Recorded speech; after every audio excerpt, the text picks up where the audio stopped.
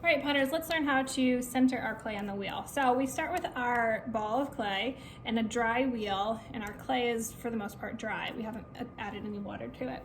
We are going to look at the center of the wheel and just pop that clay down, kind of give it a little wiggle and a push, make sure it's attached.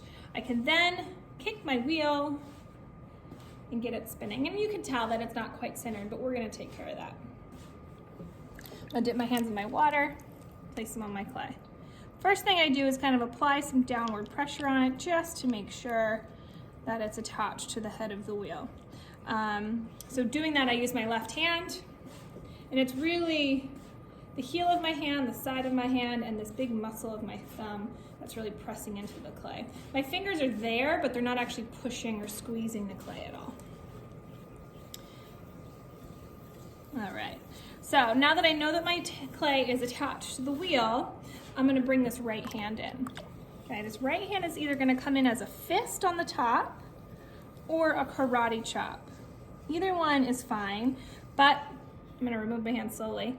They're attached at all times, so whether I'm using a fist and applying pressure or my karate chop, my hands are touching all the time, okay? Fist or karate chop. They have to work as a unit.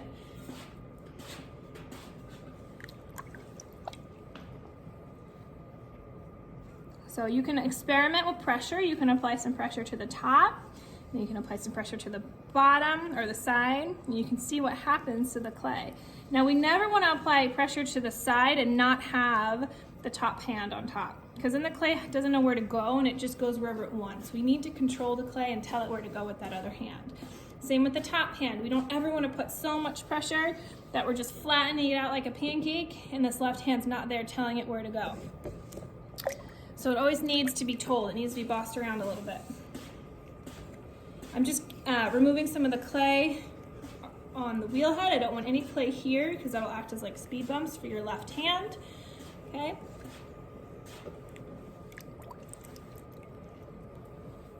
So the important thing with this right hand, whether it's a karate chop or a fist, is that it is controlling the top of the clay. If you are off to the side, one way or the other, you're gonna start getting a peak in the center. We don't want that to happen.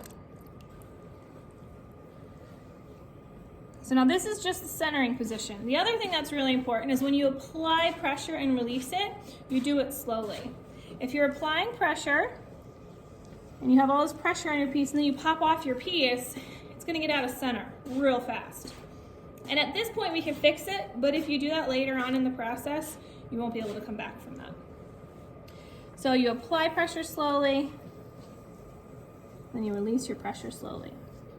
The other thing is, how is your body, okay? Your elbows need to be on your legs or tucked into your elbows. You need to let your body help you and use your body for leverage. Your arms are not strong enough to do this process all by themselves, okay?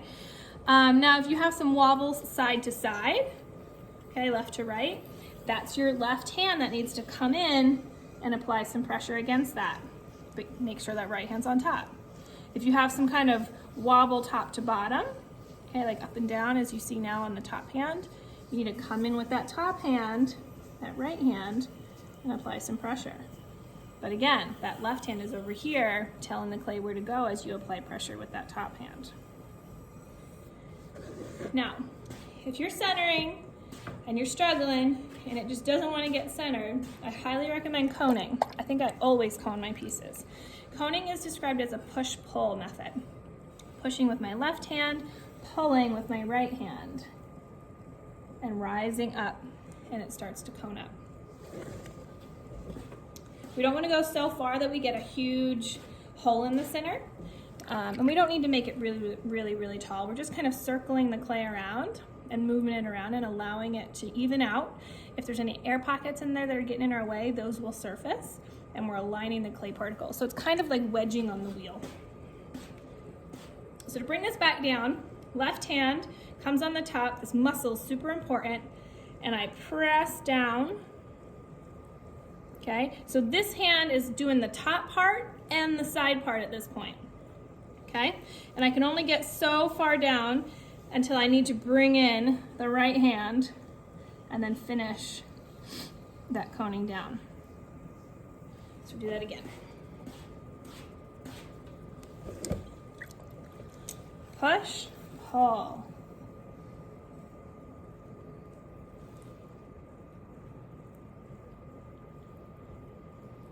My elbows are in my body.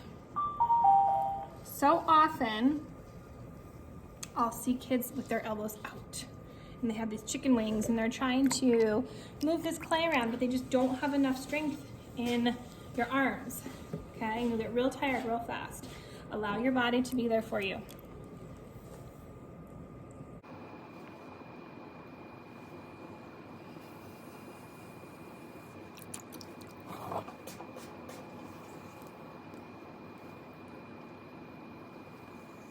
Then once you're happy with how your clay feels, if it feels even, centered, you slowly release, and you're ready for the next step.